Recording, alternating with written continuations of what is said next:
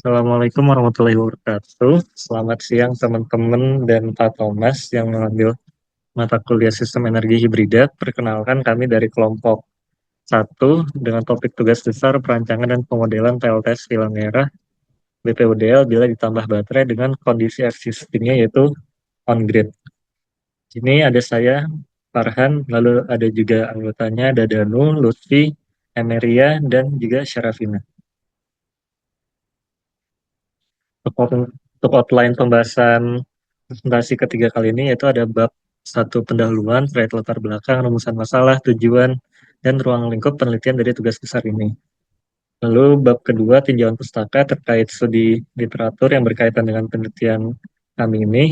Lalu ada metodologi penelitian di bab tiganya.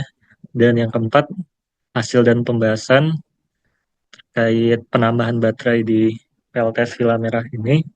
Dan juga ada perbandingan skemanya antara bila tidak ditambah baterai dan bila ditambah baterai. Yang terakhir ada penutup, yaitu kesimpulan dan saran. Yang pertama, pendahuluan terlebih dahulu. Latar belakang saat ini PLTS Villa Merah beroperasi dengan sistem on-grid tanpa baterai, di mana listrik yang dihasilkan langsung disalurkan ke jaringan PLN. Sistem ini dilengkapi dengan HMI yang menampilkan data ELISA solar secara real-time. Ada kebutuhan peningkatan sistem ini dengan menambah baterai. Penelitian dari Zhang dan kawan-kawannya menunjukkan bahwa integrasi baterai dapat meningkatkan stabilitas dan efisiensi energi. Lalu, penambahan baterai diharapkan dapat mengurangi ketergantungan pada jaringan listrik konvensional. Itu menurut penelitian dari Lee dan Wang. Lalu meningkatkan kapasitas penyimpanan energi dan mengurangi emisi karbon hingga 30% menurut penelitian dari Irena. Hingga tujuan dari penelitian ini adalah untuk merancang dan memodelkan kapasitas baterai yang optimal di PLTS Villa Merah guna mencapai sistem energi yang lebih efisien dan ramah lingkungan.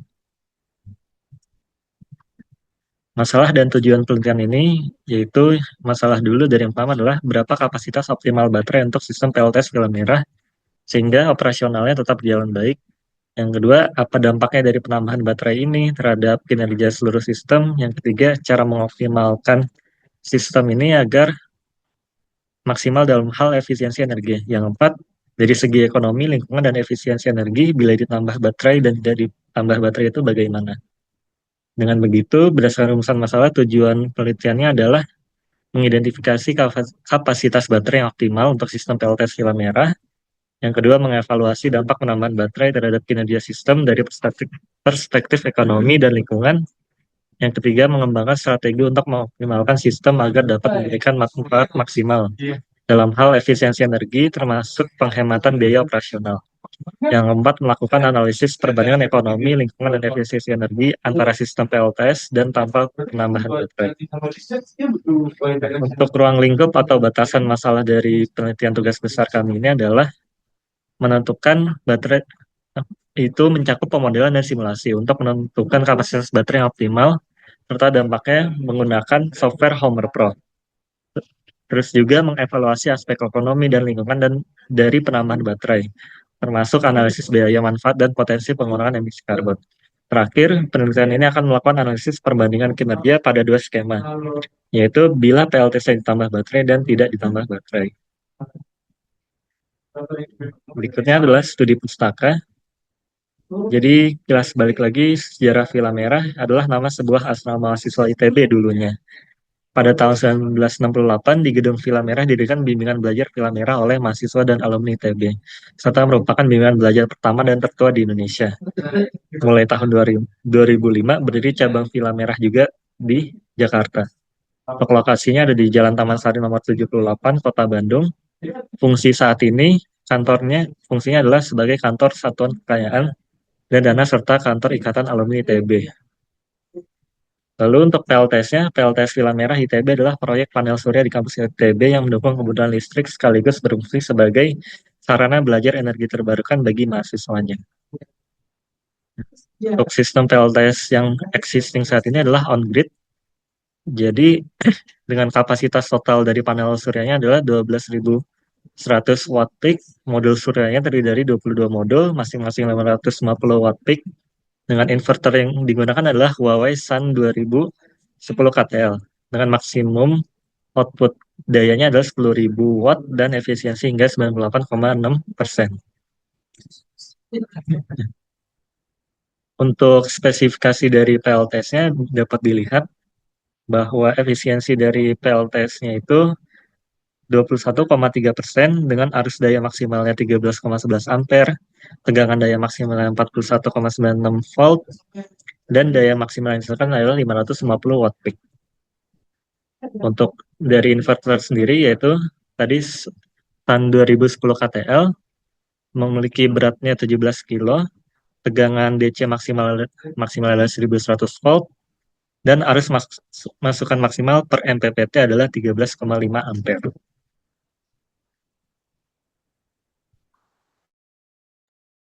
Nah, selanjutnya adalah bagian komponen pendukung dari sistem PLTS on-grid di Villa Merah ini. Di lokasi, di sebelah inverter terdapat sebuah panel yang berisi komponen pendukung yang isinya terdapat MCB, surge protector, terus ada silinder fuse base, MCCB, dan SPD. Secara umum, komponen-komponen ini berperan sebagai pengaman ketika terjadi lonjakan tegangan maupun lonjakan arus seperti ketika ada beban yang meningkat secara drastis ataupun ketika misal ada sambaran petir.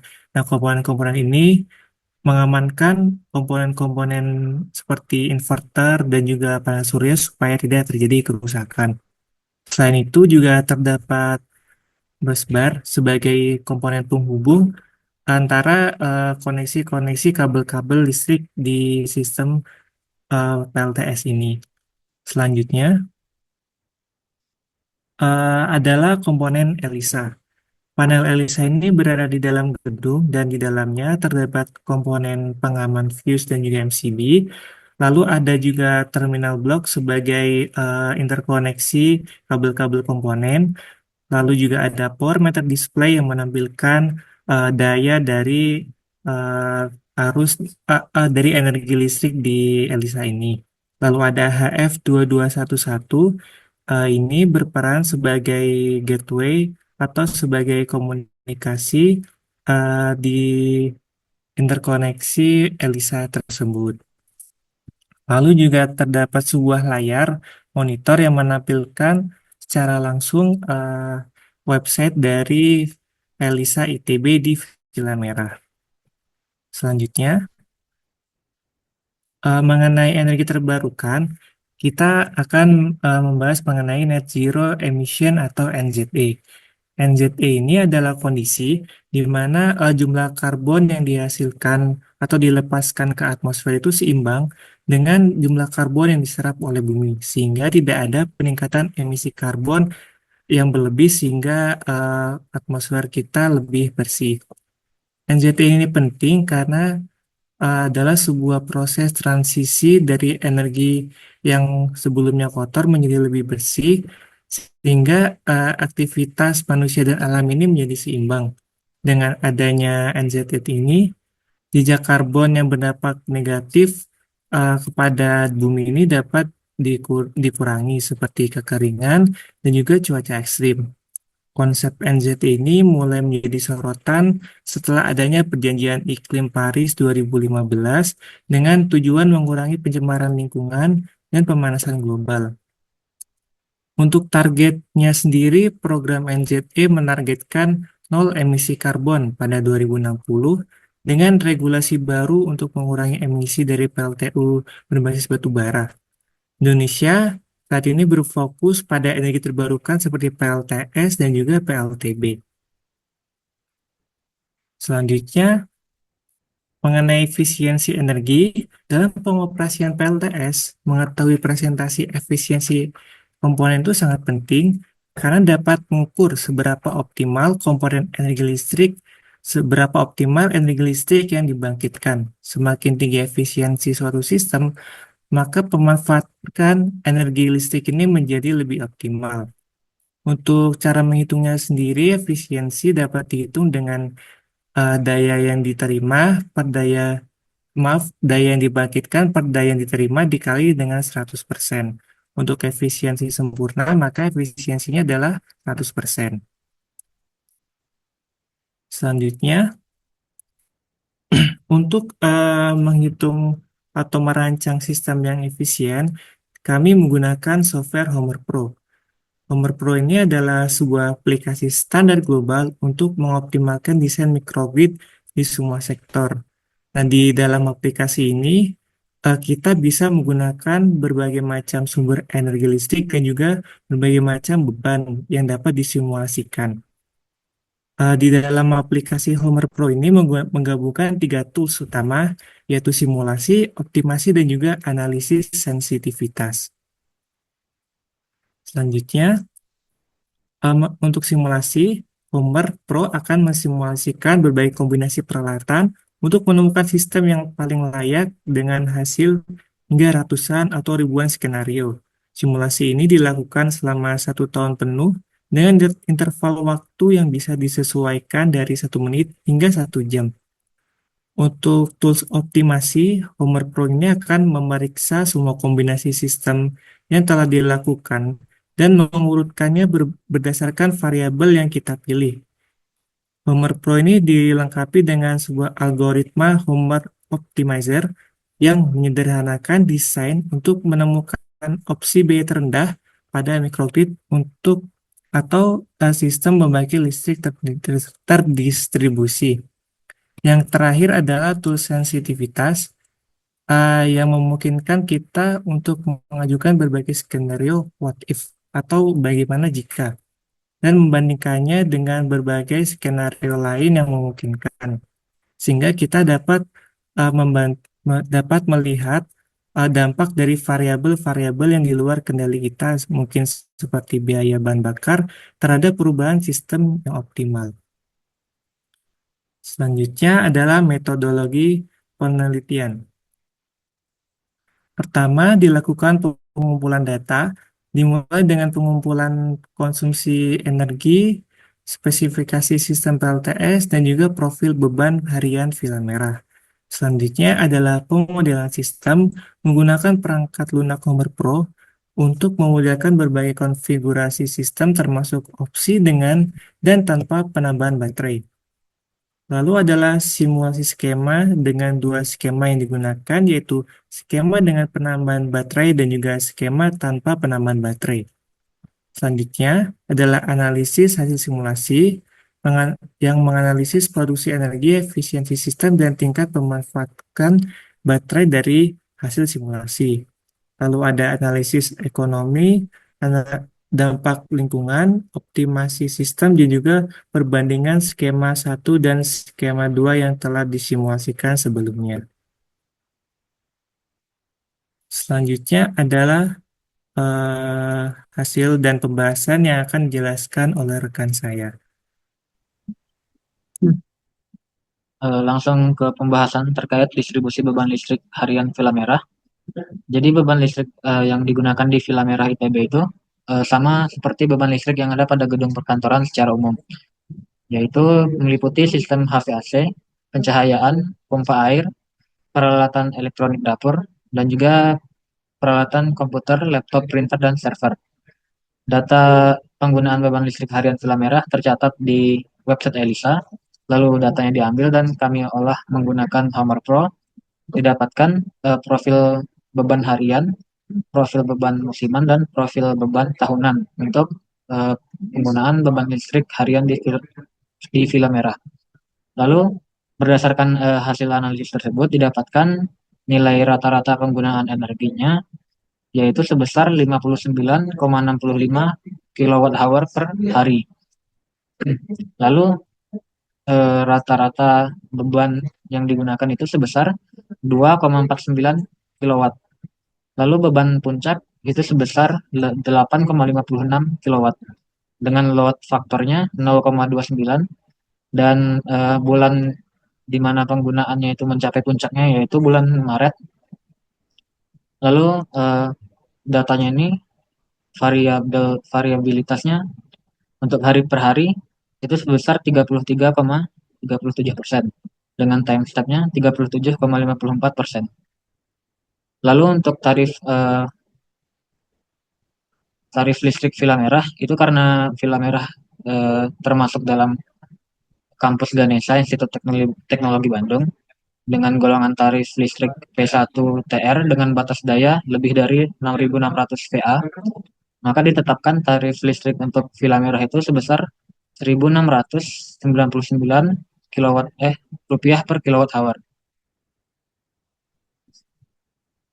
Lalu kapasitas produksi PLTS yang sudah terpasang di Villa Merah, modul modul yang sudah terpasang yaitu modul Surya tipe JA solar jam 7 kedua S30550 dengan daya nominalnya itu sebesar 550 watt peak per modulnya, dan modul yang terpasang itu sebanyak 22 modul sehingga kapasitas totalnya itu sebesar 12,1 kilowatt. Produksi harian sistem PLTS dengan sun peak hours-nya 4,43 jam itu totalnya menjadi 42,82 kilowatt hour. Lalu untuk baterai yang akan digunakan yaitu baterai Luna 2005 10 15 S0. Berikut adalah datasheet untuk baterai tersebut. Jenisnya yaitu lithium ion fosfat, efisiensinya 80%, DOD-nya 100%, kapasitas baterainya 10 kWh, voltage-nya 600 volt, rentang tegangan operasinya 600 sampai 980 volt. Harganya untuk satu modul itu 76.460.000.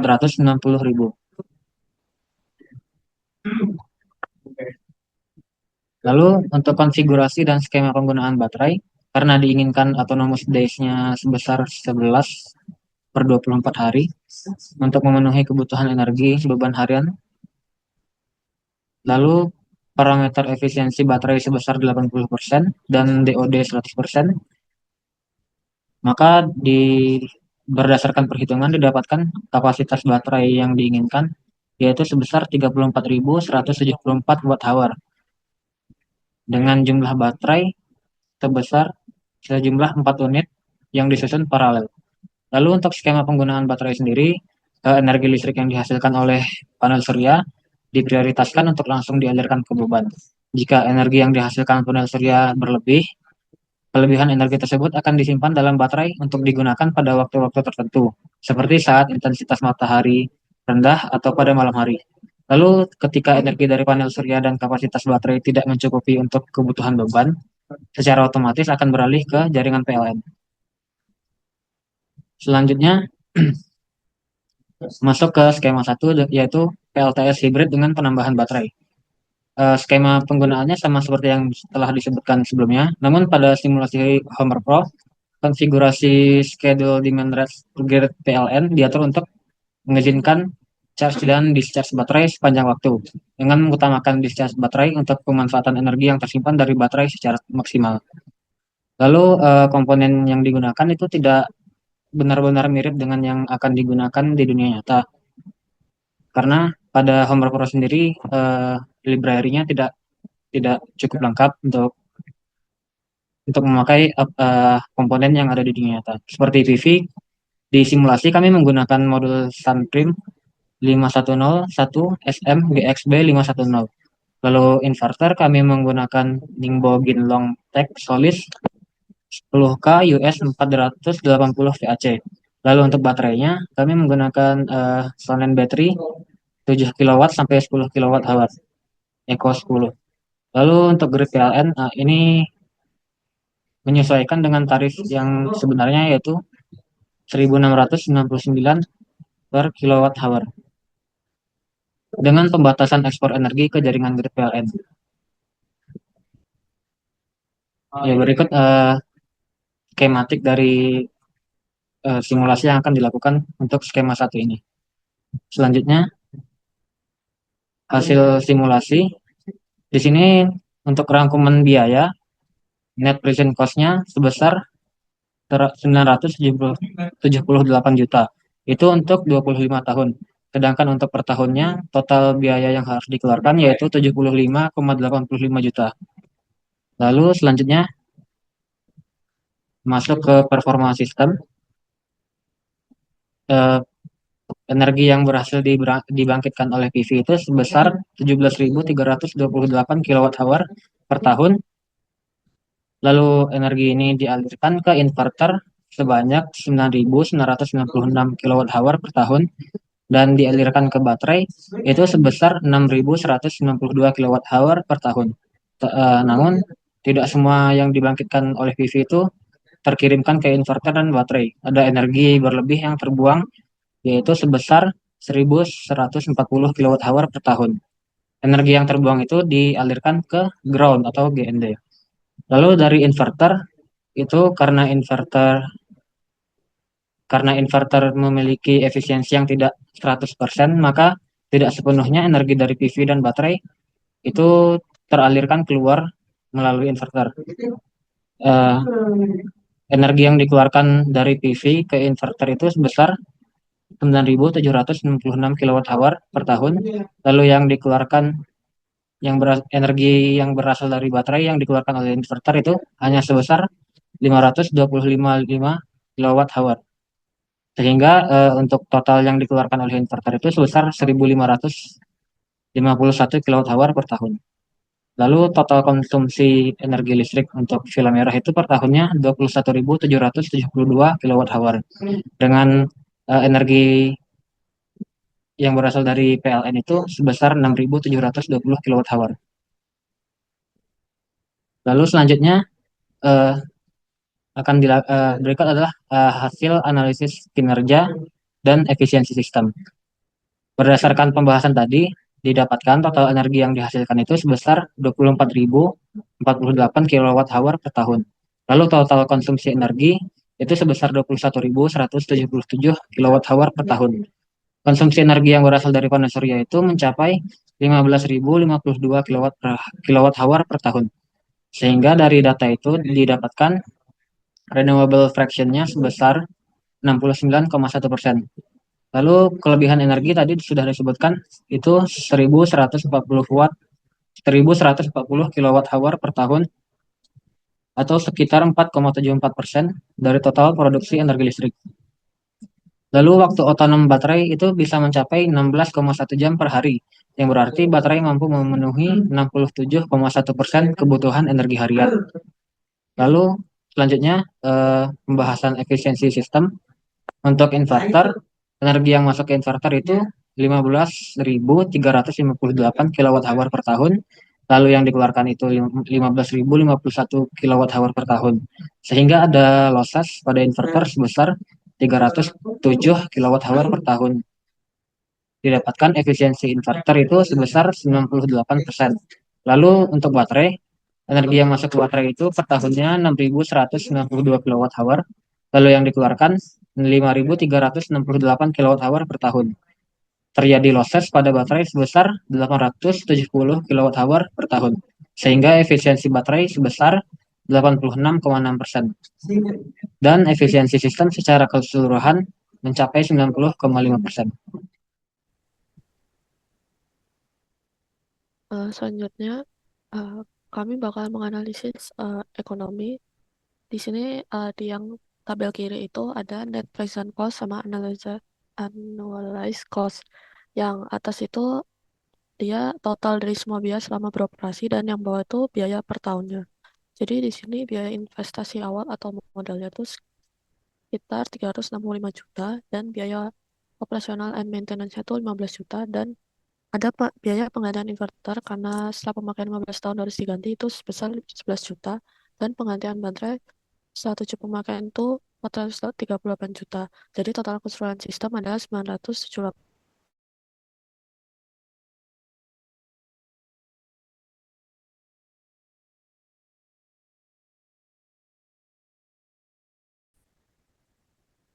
Ada potensi penghematan biaya. Di sini karena tarif listrik itu 1.699. Jadi total penghematannya tuh 25 juta hingga 25 juta dan ini bisa mengurangi biaya konsumsi listrik PLN hingga 61% atau 62%. Nah, di sini namun walaupun udah mengurangi biaya konsumsi listrik, tetap ada kerugian tuh sebesar 32 juta per tahunnya dibanding menggunakan PLN saja. Jadi kalau dilihat dari segi ekonomis, PLTS hybrid dengan penambahan baterai ini tidak efisien. Selanjutnya, untuk dampak lingkungannya, dari total emisi yang dihasilkan selama 25 tahun ini dari pembuatan panel surya, baterai, inverter, dan kombinannya itu sampai 32 ton karbon dioksida. Kemudian total emisi yang digantikan karena menggunakan PLTS dan baterai untuk menggantikan PLTU ini hingga 359 ton karbon dioksida. Dan total emisi yang dihemat karena menggunakan PLTS dan baterai itu sampai 227 ton karbon dioksida. Selanjutnya, untuk optimasi sistem di sini eh, ada dua. Yang pertama itu karena tadi ada kelebihan energi itu sebesar 4,74% dari energi dari totalnya itu harus dimanfaatkan semaksimal mungkin. Ada empat solusi. Yang pertama itu bisa mengatur pola penggunaan listrik ketika produksi PLTS setinggi itu sekitar jam 9 sampai jam 2 siang. Kemudian bisa mengelompokkan prioritas beban untuk menggunakan energi PLTS di produksi tertinggi itu. Terus yang ketiga, mengontrol beban listrik secara otomatis. Ya, misal kayak menyalakan alat secara otomatis di jam tertentu. Dan yang terakhir itu bisa ada menggunakan beban tambahan seperti pengisian daya kendaraan listrik. Untuk yang kedua, peningkatan kapasitas baterai tadi karena menggunakan 4 unit dengan total 40 kilowatt hour. Ini manfaatnya bisa untuk menyimpan energi yang bisa digunakan untuk malam hari atau produksi PLT rendah. Kemudian bisa meningkatkan efisiensi sistem dan proporsi energi terbarukan atau di sini atau di Homer Pro itu di renewable fraction. Kemudian bisa mengurangi konsumsi dan biaya listrik dari PLN. Namun ada hal yang harus diperhatikan. Eh, kami bisa mengganti baterai dengan lebih murah atau namun tapi memiliki spesifikasi dan performa yang sebanding. Kemudian kesulitan mencari baterai yang dengan harga lebih rendah tetapi kualitasnya tetap sama.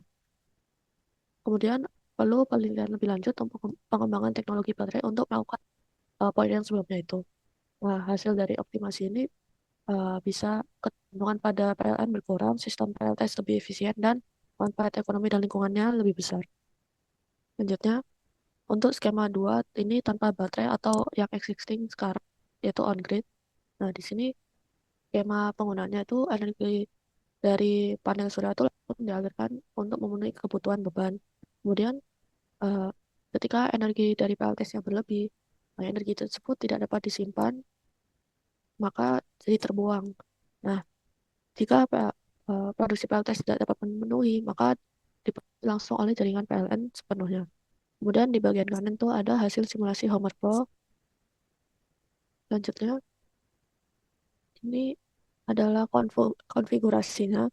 Di sini PV-nya produksinya 7.000 kWh per tahunnya. Terus ada energi yang terbang tuh 7.000. Kemudian yang masuk ke inverter itu hanya 9.000 kWh dan yang ke inverter itu hanya 9.700 kWh. Kemudian dari grid ini ada 12.000 kWh untuk digunakan pada beban 21.000 kWh. Selanjutnya analisis kinerja. Di sini produksi energinya tuh PLN 11.000, panel surya 17.000, maka totalnya tuh 29.000 kWh per tahun. Kemudian konsumsi energinya tuh 21.000 kWh per tahun. Nah, dari panel surya ini hanya digunakan 9.796 kWh per tahun, maka renewable fraction-nya atau penggunaan energi terbarukan dibanding keseluruhannya itu hanya 45%. Kemudian efisiensi inverter ini energi yang masuk tuh 9.900 dan energi yang keluar tuh hanya 9.796. Maka ada losses 200 kWh per tahun sehingga efisiensinya hanya 98%. Kemudian efisiensi sistem secara keseluruhan karena total energinya yang dihasilkan 29.000 dan yang hanya dimanfaatkan untuk 21.000, maka efisiensinya tuh 74%. Nah, dan nilai efisiensi ini dipengaruhi oleh energi yang tidak termanfaatkan hingga 25% dari total produksi atau 7.000 kWh per tahun. Kelebihan energi ini tuh karena produksi PLTS itu melebihi kebutuhan pada waktu tertentu yang tidak dapat disalurkan ke PLN atau disimpan pada baterai. Kemudian dari dari aspek ekonominya, skema 2 ini, biaya sistem PLTS-nya itu investasi awalnya 59 juta, kemudian biaya operasional and maintenance tahunannya itu 21 juta, dan penggantian inverter selama 15 tahun itu 11 juta. Jadi total keseluruhan tuh selama beroperasi 300 39 juta atau per tahunnya tuh 26 juta. Kemudian penghematan energinya ini karena yang termanfaatkan itu 9.796, maka total penghematannya adalah 16 juta. Jadi ini bisa mengurangi konsumsi PLN hingga 45%. Nah, jadi kalau dari ekonomi ini emang berkurang dibanding PLN saja. Terus dampak lingkungannya dari total emisi yang dihasilkan dari pembuatan panel surya, inverter, dan komponen itu 21 ton. Ini untuk selama 25 tahun. Dan total emisi yang digantikan karena menggunakan PLTS, totalnya 359,6 ton karbon dioksida, dan total emisi yang bisa dihemat karena penggunaan PLTS itu 298 ton.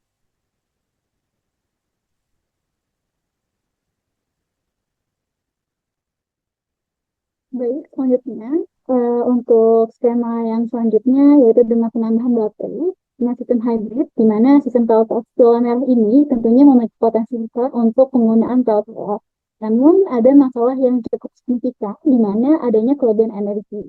Dan sekitar 25% dari total energi yang dihasilkan, atau setara dengan 7.372 kWh tidak dapat dimanfaatkan atau terbuang begitu saja. Dan hal ini tentunya akan menjadi kendala dalam meningkatkan efisiensi sistem PLTS ini. Dan untuk mengatasi hal tersebut, kami mengusulkan beberapa solusi. Mungkin yang pertama yaitu kami mengusulkan agar pengguna memprioritaskan konsumsi listrik pada jam karakteristik puncak yaitu antara pukul 9 hingga 14, dan di mana pada pukul tersebut panel surya menghasilkan energi yang maksimal. Dan selanjutnya yaitu untuk beban listrik dapat dikelompokkan berdasarkan prioritas dan kebutuhan sehingga energi PLTS digunakan untuk beban penting terlebih dahulu. Dan energi berlebih juga dapat dialokasikan untuk kebutuhan tambahan seperti pengisian daya kendaraan listrik yang semakin relevan dengan tren aplikasi transportasi atau kendaraan listrik sekarang. Dan tentunya dengan penambahan baterai ini, energi yang berlebih dapat disimpan untuk digunakan di malam hari atau saat produksi listrik PLTS rendah.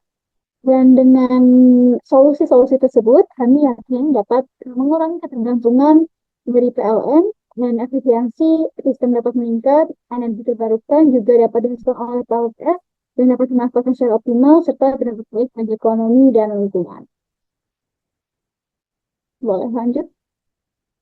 Dan tentunya dalam analisis kami membandingkan dua skema sistem PLTS yang tadi sudah dijelaskan sebelumnya, skema on-grid tanpa baterai dan skema hybrid dengan baterai. Dan di sini dari analisis ekonomi, dari segi ekonomi, skema on-grid tanpa baterai memiliki biaya investasi awal yang jauh lebih rendah, di mana biaya ini mencakup pemasangan panel, inverter, dan komponen lainnya tanpa adanya penambahan baterai. Dan nilai biaya listrik KWH atau LCOE ini untuk skemanya Rp1.206 untuk yang on-grid dibandingkan dengan 3.460 yaitu untuk skema hybrid. Tentunya sangat ekonomis skema on-grid.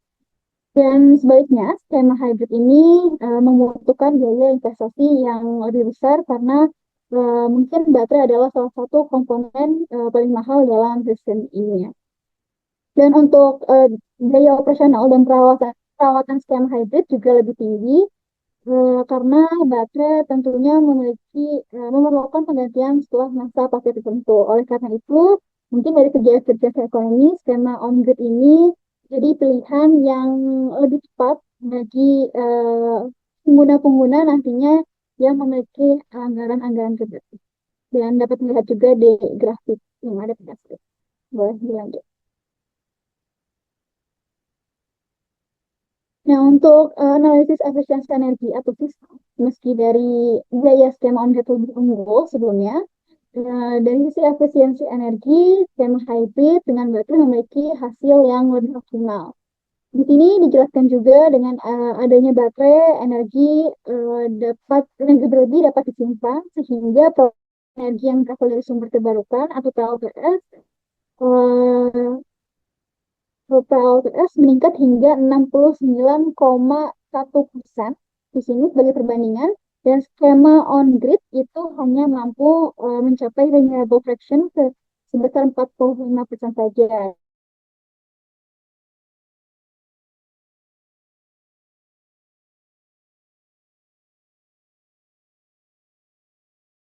Dan tanpa pasokan dari jaringan PLN. Tentunya hal ini akan membuat sistem hybrid lebih tepat digunakan untuk efisiensi energi, terutama saat terjadi pemadaman listrik atau kebutuhan mendesak di luar jam produksi energi PLN. Boleh dilanjut. Dan untuk dampak lingkungan sendiri, sebenarnya kedua skema on-grid dan hybrid ini memberikan dampak positif pada lingkungan, salah satunya mengurangi emisi karbon. Dan selama 25 tahun, skema on-grid ini mampu mengurangi emisi karbon hingga 298,4 ton CO2, dan sedangkan skema hybrid mencapai pengurangan sebesar 287,2 ton CO2. Dan meskipun perbedaannya tidak terlalu signifikan atau terlalu besar, skema hybrid ini tentunya memiliki potensi berkelanjutan yang lebih baik karena adanya renewable fraction yang lebih tinggi. Dengan kata lain, meskipun secara langsung pengurangan emisinya sedikit lebih rendah, namun skema hybrid ini tentunya lebih tepat digunakan untuk dampak lingkungan. Nah, untuk sebagai penutup, mungkin ada kesimpulan dan saran dari kami untuk analisis dan perancangan dari sistem PLTAS ini. Nah, untuk kesimpulannya yaitu yang pertama mungkin dapat kami katakan yaitu kedua skema memiliki keunggulannya masing-masing. Mungkin jika fokus utamanya dari efisiensi biaya, maka skema on-grid tanpa baterai lebih ekonomis dan dapat lebih tepat digunakan. Namun jika nantinya pengguna ingin memaksimalkan penggunaan energi terbarukan dan mengurangi ketergantungan PLN, maka skema hybrid tentunya menjadi pilihan yang terbaik atau pilihan yang tepat meskipun investasi awalnya lebih mahal atau lebih besar. Dan pemilihan sistem PLTS juga sebaiknya disesuaikan dengan prioritas pengguna, apakah nantinya mengutamakan efisiensi ekonomi atau keberlanjutan energi. Jadi disesuaikan dengan kebutuhannya.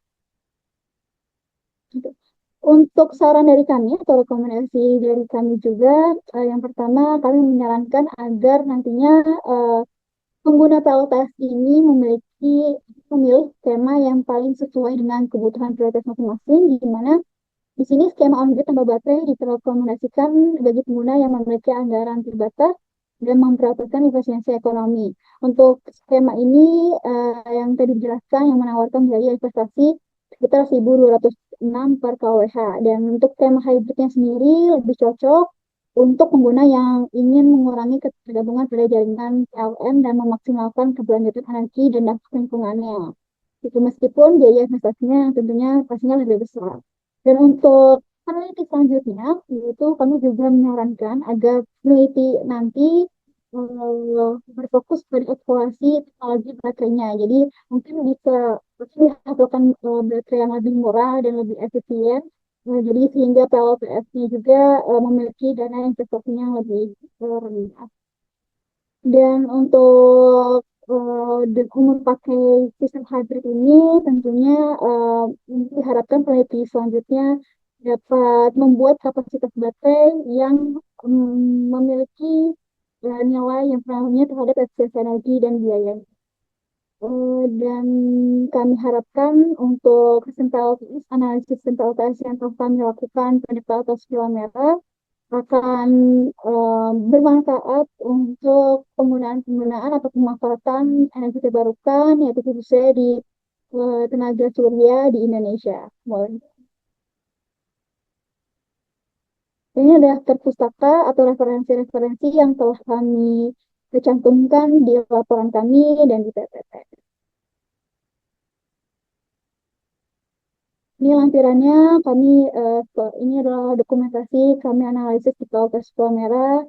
Sini ada panel box dan lainnya, komponen-komponen lainnya juga, dan kami juga telah berkonsultasi dengan Prodi. Oke, mungkin segitu aja. Sekian dan terima kasih. Mohon maaf kurang lebihnya. Terima kasih kepada Pak Thomas dan Edi selaku dosen pengampu dari sistem energi PTT. Terima kasih. Wassalamualaikum warahmatullahi wabarakatuh.